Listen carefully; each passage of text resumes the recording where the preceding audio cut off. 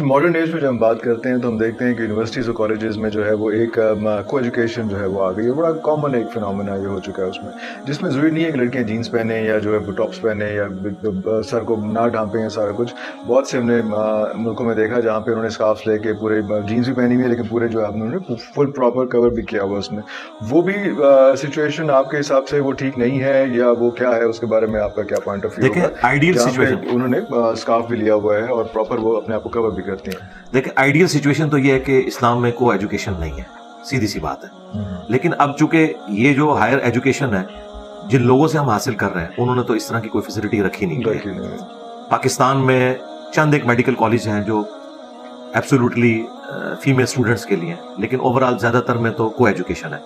تو گورنمنٹ کا کام ہے کہ اس ایجوکیشن کو اس حوالے سے الگ الگ کریں. لیکن جب تک یہ معاملہ سیٹل نہیں ہوتا تو پھر گیون سرکمسٹانسز کے اندر آپ جو سب سے بہتر چیز کر سکتے ہیں وہ یہ ہے کہ آپ سیکس ڈسپلن کا خیال رکھیں. سیکس ڈسپلن یہ ہے کہ سورہ النور میں ہے کہ مومن مردوں سے کہو کہ اپنی نگاہیں نیچی رکھیں اور مومنہ عورتوں سے فرماؤ کہ اپنی نگاہوں کو نیچا رکھیں. ایک تو نگاہوں کی حفاظت ہو، آنکھوں میں حیا ہو، پلس عورت کے لیے حجاب کا وہ اہتمام کرے. اگر نقاب کرنے سے اسے ایشو ہے تو میڈیکل ماسک یوز کرے. وہ تو باہر کے ملکوں میں بھی آپ کو کوئی نہیں روک سکتا اگر آپ میڈیکل ماسک یوز کرتے ہیں. ہاں جہاں آئیڈینٹی آپ کو بتانی پڑتی ہے ٹھیک ہے، کیمرے میں کوئی ریکارڈنگ ہے ایئرپورٹ کے اوپر بلانا معاملہ.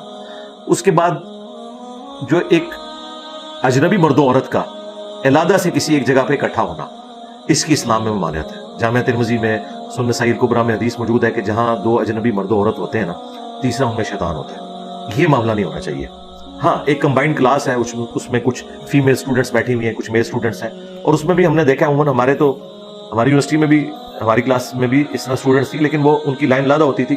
فیمیل اسٹوڈنٹس پیچھے بیٹھی ہوتی تھی، میل اسٹوڈنٹس سامنے اگلی والی سیٹوں پہ ہوتے تھے. تو وہ ایز سچ کوئی اس میں تو ڈیکورم مینٹین ہو جاتا تھا. ہاں جی، تو اس درجے تک کوشش کریں تو ہو سکتا ہے ایسی کوئی بڑی ہو سکتا ہے. لیکن جہاں پہ یہ پاسبل نہیں ہے تو وہاں ٹھیک ہے آپ اپنی عصمت کی حفاظت کریں، اپنی آنکھوں کی حفاظت کریں اور اپنے معاملات کو لے کے چلیں. جس طرح ٹوائلٹ میں کوئی شخص خوشی سے تو زیادہ دن نہیں بیٹھتا نا، ایک ضرورت کے تحت جاتا ہے، جیسے ہی فارغ ہو نکلا ہے. اس طریقے سے اس طرح کی کو ایجوکیشن میں بس ایک مجبوراً ایک علم وہاں سے حاصل کرنا پڑ رہا ہے، تو وہ حاصل کرنے کے بعد اپنے معاملات کو سیدھا کریں. آپ کے پاس یہاں پہ بہت سے اسٹوڈنٹس آتے ہیں ماشاءاللہ، کافی آپ خیر بانٹ رہے ہوتے ہیں. آپ کو ان سے انٹریکٹ کرتے ہوئے کیا لگتا ہے کون سا مسنگ لنک ہے؟ کیا والدین کی تربیت میں تھوڑا سا جھول آ گیا، اساتذہ کی تربیت میں جھول آ گیا؟ وہ انٹلیکٹ بچوں کا ہمیں نہیں ملتا اس وقت جو ہم اپنی نوجوان نسل سے ہم ایکسپیکٹ کر رہے ہوتے ہیں. تو آپ کا روز کا انٹریکشن ہے اور یوتھ ہی آپ کی مین ٹارگیٹ جو ہے وہ یوتھ ہی ہے اس میں. تو آپ کو اگر میں ویسے پرسنل پوچھوں کہ کہاں مسنگ لنک لگ رہا ہے؟ مسنگ لنک تو ہر جگہ ہی نظر آ رہا ہے نا، ہر جگہ نظر آ رہا ہے. ماں باپ کی تربیت میں بھی نظر آ رہا ہے، اور تعلیم بھی اس وقت ایک سمجھ لیں مال کمانے کا ذریعہ بن چکی ہے. جب ہم لوگ اسکول کالجز میں پڑھتے تھے نا تو ہمارے ٹیچرز سرکاری اسکول میں ہم پڑھے ہوئے ہیں، سرکاری کالجز میں وہ لوگ زیرو پیریڈ بھی لگاتے تھے. یعنی پیپر جب قریب آتے تھے تو حالانکہ ان کو کوئی تنخواہ نہیں ملتی تھی. ایون جہاں ہاسٹلز تھے وہاں ٹیچرز ہاسٹل میں بھی جا کے جو بچے بیچارے کمزور ہوتے تھے انہیں ٹیوشن بھی فری دے دیتے تھے. لیکن آج کل آپ دیکھیں کہ کیا صورتحال ہے. تو یہ ہمارے ایک پستی کا لیول ٹیچنگ میں بھی آیا. پھر ماں باپ کی اپنی بھی تربیت کوئی نہیں ہوئی بھی، سیدھی سی بات ہے. مجھے بتائیں کتنے مسلمانوں کے ماں باپ ہیں جنہوں نے خود قرآن حکیم ترجمے سے پڑھا ہوا ہے اور یہ ساری اخلاقیات سیکھی ہیں، انہوں نے آگے اولاد کو کیا سکھانا ہے؟ ان کو بھی بچپن میں ایک طوطا بنا دیا گیا، ہاں جی 2 دفعہ قرآن ختم کر دیا، 3 دفعہ. یہ تو ہماری ویڈیوز کی برکت ہے کہ آج ہم کالجز یونیورسٹیز کے اسٹوڈنٹس کو بتا رہے ہیں کہ بھئی آپ قرآن اس لیے نازل نہیں ہوا کہ اس سے آپ نے مردے بخشوانے، آپ اسے پڑھیں. انگریزی میں آسانی لگتی ہے انگریزی میں ترجمہ پڑھیں، اردو میں آسانی لگتی ہے اردو میں ترجمہ پڑھیں. لیکن آپ دیکھیں کہ یہ اللہ تعالیٰ کا آخری پیغام ہے انسانیت کے نام، اپنے پیغمبر صلی اللہ علیہ وآلہ وسلم کی برکت سے آپ تک پہنچا ہے. آپ دیکھیں یہ تعلیمات کیا ہیں تو اس پہ آپ عمل کریں. پھر آپ اگر پالیٹکس میں آ جائیں وہاں پہ بھی ہمیں فقدان نظر آتا ہے. یہ پالیٹکس اس وقت جس گراوٹ کا شکار ہو چکی ہے، معذرت کے ساتھ جس طریقے سے کنڈکٹ کیا گیا خصوصاً پی ٹی آئی کی جانب سے اور نون لیگ اور پیپلز پارٹی کا تو معاملہ اس لیول کا نہیں تھا جو پی ٹی آئی میں چونکہ ینگ جنریشن تھی، غصہ بھرا ہوا تھا. پھر جس طریقے سے سوشل میڈیا پہ گالی گلوچ اور ایک دوسرے کے بارے میں یہ کرنا، اس چیز نے ہماری وہ نارمز وہ والی بھی ختم کر دی. تو یہ ہر لیول کے اوپر ہمیں گراوٹ نظر آ رہی ہے. ٹیچنگ میں نظر آ رہی ہے، ماں باپ کی تربیت میں نظر آ رہی ہے، پولیٹیشینز کی تربیت میں نظر آ رہی ہے. جب وہ میڈیا میں بیٹھ کے اس قسم کی تقریریں کریں گے اور ولگر قسم کے جملے لوگوں کے اوپر کسیں گے تو ماننے والے تو 4 ہاتھ آگے جائیں گے. From where to start? From where to begin? بگن یہ ہے کہ میں یہ نہیں کہتا کہ گراس روٹ لیول سے شروع کریں، میں کہتا ہوں کہ جہاں پہ جو ہے وہاں پہ وہ دیا روشن کرے. مثلا اگر میں اس پوسٹ پہ سب لوگ سیریس ہو جائیں اپنے جو بجائے رونا رونے کے نا سب لوگ یہ جو لوگ بیٹھ کے انٹلیکچوئل ڈسکشن کرتے ہیں ان سے پوچھو تم کیا کر رہے ہو. میں یعنی جو ریگولر آپ کے مین میڈیا چینلز کے اوپر پولیٹیکل ڈسکشنز آتی ہیں نا اور لوگ بڑے بڑے افلاطون لا کے بٹھائے ہوتے ہیں, ان کی اپنی جو پرسنل لائف ہے انتہائی بری لائف ہے, انتہائی بد اخلاقی پہ مبنی ہے, اور وہ لوگوں کو بتا کے یہ کہہ رہے ہوتے ہیں کہ جناب یہ اخلاقیات کی کمی ہے, خود وہ سب سے زیادہ بد اخلاق ہوتے ہیں اپنی نجی زندگی کے اندر.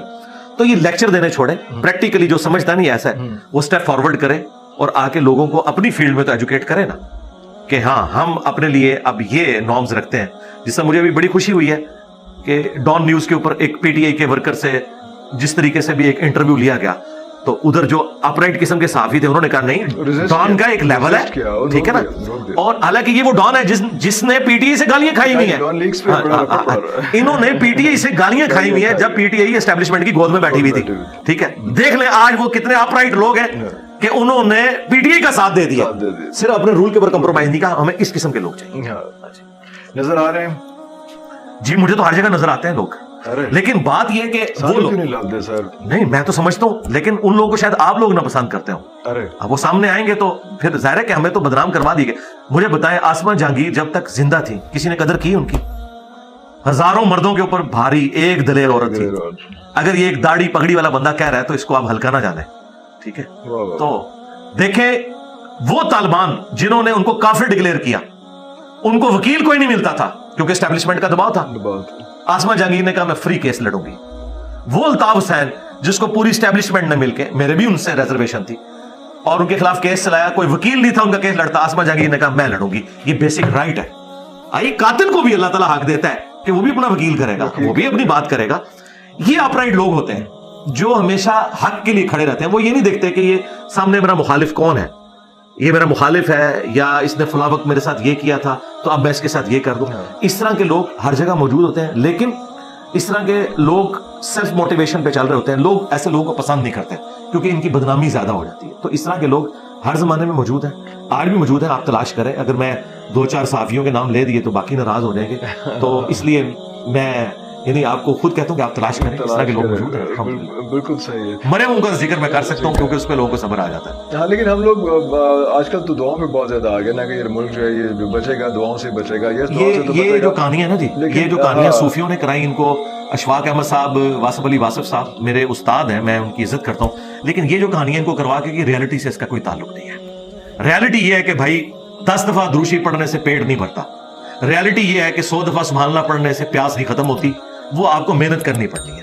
پاکستان کو یہ دعاؤں کے اوپر ہی لے کے چل رہے تھے, تو دیکھیں 2 ٹکڑے تو ہو گیا نا, بنگلہ دیش الگ ہو گیا نا. کسی بزرگ کی دعا لگی, کوئی کام نہیں آئی ہے.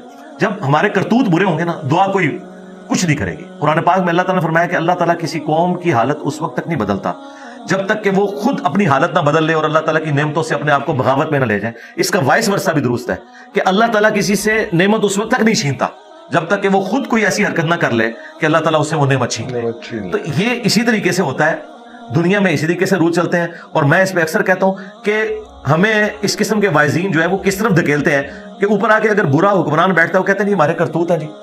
بھائی قیامت دی نشانیاں نے جی, قیامت دی ساری نشانیاں پاکستان ہی پوری ہوئی ہیں. یورپ امریکہ تک کتنے چلا گئے, وہ تو اوپر چلا گیا. انہوں نے تو دنیا کو رہنے کے قابل بنا دیا ہے. ہم صرف مسلمان ملک ہیں, وہ اسلامی ملک بن گئے ہیں جہاں پہ دیکھیں احترام جان احترام مال, یہ 2 چیزیں ہیں, اس کے بعد کوئی چیز نہیں ہے. یہ یورپ امریکہ میں ہے, دیکھ لیں دنیا سکون سے زندگی گزاری. یہاں سے بھی جس مولوی کو خطرہ ہوتا ہے ادھر ہی جاتا ہے, ادھر جا کے یہ کہتا ہے کہ یہود و نصارہ کے ملک میں آپ نہ جائیں, اور وہاں سے آئے ہوئے ڈالرز اور پاؤنڈز کھاتا ہے اور کہتا ہے یہود و نصارہ کے ملک میں, لیکن سیف بھی وہیں پہ فیل کرتا ہے اپنے آپ کو. جی ظاہر ہے. آپ دیکھیں گاندھی صاحب کیوں گئے, مجبوراً گئے نا. گاندھی صاحب کو جو یہاں سے نکلنا پڑا کسی ہندو کے ڈر کی وجہ سے نکلے ہیں, وہ کسی کرسچن کے ڈر کی وجہ سے نکلے ہیں, یہ سو کالڈ دینی پیشواؤں کے ڈر کی وجہ سے نکلے ہیں.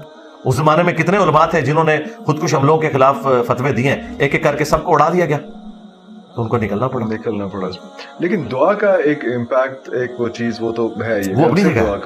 دعا دیکھیں, دعا تو مومن کا ہتھیار ہے, اس میں کوئی شک نہیں. دعا کی ترغیب اس لیے دلائی گئی ہے کہ آپ اپنے اسباب پورے رکھیں, اس کے بعد آپ مسبب الاسباب سے بے نیاز نہ کریں اپنے آپ کو. ہاں, یہ دونوں چیزیں جیسے علم اور عمل دونوں چیزیں ہیں, امر بالمعروف و نہی عن المنکر دونوں چیزیں ہیں, دین اور دنیا, فی الدنیا حسنہ بھی ہے و فی الآخرۃ حسنہ بھی. اسی طریقے سے یہاں پر بھی اسباب بھی اختیار کرنے ہیں اور مسببُل اسباب پہ بھی نظر رکھنی ہے دعا کے ذریعے. دعا کبھی بھی رد نہیں جاتی. قرآن میں واضح ہے ادعونی استجب لکم، اے میرے بندوں مجھ سے مانگو میں قبول کروں گا. جامع ترمذی میں حدیث ہے کہ جو شخص یہ چاہتا ہے نا کہ اللہ تعالیٰ مشکل حالات میں اس کی دعا قبول کرے، اسے چاہیے کہ جب وہ آسودہ حال ہو اس وقت بھی اللہ کو یاد رکھا کرے. ایک اور حدیث ہے جامع ترمذی میں، مسند احمد میں، کہ دعا کبھی رد نہیں جاتی. یا تو جو تم نے مانگا وہ مل جائے گا، یا اس کے نعم البدل کے طور پر کوئی اور چیز اللہ تعالیٰ تمہیں دے دے گا، یا کوئی مصیبت ٹال دے گا. اور اگر یہ بھی نہ ہوا تو آخرت میں ثواب مل جائے گا. یعنی دعا تو رد ہوتی نہیں ہے. لہٰذا اگر کسی کو کوئی منہ مانگی خواہش نہ بھی پوری ہوئی، وہ یہ نہ سمجھے کہ دعا ضائع گئی ہے، اللہ نے اس کی برکت سے اس کی کوئی مصیبت ٹال دی. اگر یہ بھی نہیں ہوا تو آخرت میں تو وہ سیف ہے. یہ ضروری نہیں ہے. قرآن میں آیا کہ کسی چیز میں تم شر سمجھ رہے ہوتے ہو اس میں تمہارے لیے خیر چھپا ہوتا ہے، اور کسی میں تم خیر سمجھ رہے ہوتے ہو اس میں تمہارے لیے شر چھپا ہوتا ہے. اللہ جانتا ہے، تم نہیں جانتے. ہر شخص کی زندگی میں ایسے واقعات ہیں جب وہ واقعہ ہوتا ہے انسان کہتا ہے میں تو برباد ہو گیا، لیکن 10 سال بعد اگر اس سے پوچھے وہ کہتے ہیں یار وہ نہ ہوا ہوتا تو آج میں اس عروج پہ نہ آیا ہوتا. ہاں، ہر مشکل کے بعد آسانی ہے. ان مع العسر یسرا، ان مع العسر یسرا. پریگنینسی کی ایک تکلیف کے بعد ایک بڑی آسانی ہے اولاد کی خوشی میں. یہ اللہ نے رکھا ہوا ہے کہ ہر مشکل کے بعد آسانی آتی ہے. انبیاء کی دعائیں کنٹینیوس مختلف سب کی وہ سارا چلتا رہتا ہے ساتھ سلسلہ اس میں، تو وہ ساری چیزیں بھی ساتھ لے کے قرآن کی دعائیں اور نبی الاسلام کے سنت اذکار صبح و شام کے. ہم نے تو باقاعدہ ان کے اذکار کارڈ چھاپ دیے میں، جو بخاری مسلم میں نبی الاسلام صبح و شام کے دعائیں. نبی الاسلام جب صبح کے وقت اٹھتے تھے تو کون سی دعائیں پڑھتے تھے؟ وہ آلموسٹ 21 کے قریب اذکار ہیں. پھر شام کے وقت 21 کے قریب، ہاں جی 21 کے قریب ہیں جو احادیث میں رپورٹ ہوئے ہیں. وہ دعائیں آپ ان کے ترجمے بھی ہم نے ساتھ پرنٹ کیے، آپ کو انشاءاللہ اینڈ پہ وہ دے بھی دیں گے. ہم PDF بھی ان کے رکھے ہیں، ایپس بھی بنی ہوئی ہیں. ایک ایک دعا اتنی پرفیکٹ ہے کہ میں آپ کو ایک مثال دیتا ہوں. ایک دعا المستدرک للحاکم میں سیدہ فاطمہ سلام اللہ علیہا، نبی الاسلام کی لاڈلی ترین بیٹی اور خاتون جنت، نبی الاسلام نے کہا اے فاطمہ میری بیٹی تو مجھ سے گفٹ کیوں نہیں لے لیتی؟ آپ لاڈ کا انداز دیکھیں. اور ایک باپ جو امام الانبیاء ہے وہ اس بیٹی کو دے رہا ہے جو جنت کی عورتوں کی سردار ہے، اور اس کو کہہ رہا ہے کہ میں تمہیں ایک ایسا گفٹ دینے لگوں یہ لے لو مجھ سے اپنے باپ سے، کہ صبح اور شام ایک ایک دفعہ یہ دعا مانگا کرو. یا حیو یا قیوم برحمتک استغیث، اے خود سے زندہ ہر چیز کو تھامنے والے میں تیری رحمت کے ساتھ تیری مدد کا سوال کرتا ہوں. اصلح لی شأنی کلہ، میرے تمام کاموں کو تو سنوار دے. ولا تکلنی الی نفسی طرفۃ عین، اور مجھے پلک جھپکنے کے برابر بھی میرے نفس کے سپرد نہ کرنا. اے اللہ تو ہی مجھے سنبھالنا، ایک لمحے کے لیے بھی مجھے میرے سپرد نہ کرنا، تو نہیں مجھے سنبھالنا ہے. حسبنا اللہ ونعم الوکیل. یہ دعا ٹھیک ہے. اس طریقے سے یہ دعائیں لا الہ الا انت سبحانک انی کنت من الظالمین، یہ ایک ایک دعا اتنی بھاری دعا ہے کہ دیکھیں یہ جو آیت کریمہ کے بارے میں قرآن میں آیا کہ اگر یونس یہ دعا نہ مانگتے تو پھر مچھلی کے پیٹ سے اس دن نکالے جاتے جس دن مردے قبروں سے نکالے جائیں گے. یہ سورہ صافات میں اللہ نے کہا ہے کہ اتنا غصہ تھا ہمارا کہ یونس اگر یہ دعا نہ مانگتا تو پھر یہ قیامت کے دن ہی نکلتا. لیکن یہ دعا کتنی کام کر گئی کہ اللہ تعالیٰ کا غصہ ٹھنڈا ہو گیا. اتنا غصہ کہ میری وحی کی اجازت کے بغیر علاقہ کو چھوڑا. اور دعا کتنی سمپل ہے، لا الہ الا انت سبحانک، اے اللہ تیرے سوا کوئی معبود نہیں اور تو تو پاک ہے، تو تو غلطی کر ہی نہیں نہ سکتا. انی کنت من الظالمین، میں تو انسان ہوں غلطی کروں گا. اب یہ انہوں نے اپنی کمزوری مان لی. اللہ کو یہ پسند ہے کہ آپ اس کے سامنے اپنی کمزوری مان لیں. یہی شیطان اور آدم میں فرق ہے. شیطان نے اپنی غلطی کی جسٹیفیکیشن دی تھی، اللہ نے کہا مردود. آدم نے کیا کہا تھا؟ ربنا ظلمنا انفسنا. لہذا آدمی وہ ہے جس کی نسبت آدم کے ساتھ ہے. اور آدم یہ ہے کہ اپنی غلطی کی جسٹیفیکیشن نہیں دیتا، وہ کہتا ہے آئی ایم سوری، بس. اللہ تعالیٰ کہتا ہے ٹھیک ہے معاف کر دو. اچھا لاسٹ کویسچن آپ کے، اللہ تعالیٰ آپ کو اپنی حفاظت میں رکھے. لیکن کچھ یہاں پہ ہمیں ویڈیوز وغیرہ ملتی ہیں کہ جناب کوئی حملہ ہو گیا، کوئی یہ ہو گیا، چیزیں ہو گئی، خدا نہ خواستہ وصیت وغیرہ کوئی پوری لکھی ہوئی ہے؟ ایک عجیب کیا وصیت کرنی ہے؟ ہم تو اس شخصیت کی وصیت کو آگے پہنچا رہے ہیں کہ جن کا ہم نے کلمہ پڑھا ہے. ہماری وصیت یہی ہے کہ نبی الاسلام نے فرمایا اپنے بعد 2 چیزیں چھوڑ کے جا رہا ہوں، اللہ کی کتاب اور اس کے نبی کی سنت. اور نبی الاسلام نے فرمایا کہ میرے بعد قرآن کو پکڑ لینا اور میرے اہل بیت کے ساتھ اس نے سلوک کرنا. یہی وہ وصیت ہے جو نبی الاسلام نے ہمیں کی تھی، اور ہم یہی وصیت آگے بھی کر رہے ہیں. ہم کیا لوگوں کو سکھا رہے ہیں؟ قرآن و سنت سکھا رہے ہیں، اہل بیت کی محبت سکھا رہے ہیں، ان کا ادب سکھا رہے ہیں، صحابہ کرام سے عقیدت سکھا رہے ہیں، اور یہی ہم آگے بھی وصیت کریں. سر بہت شکریہ.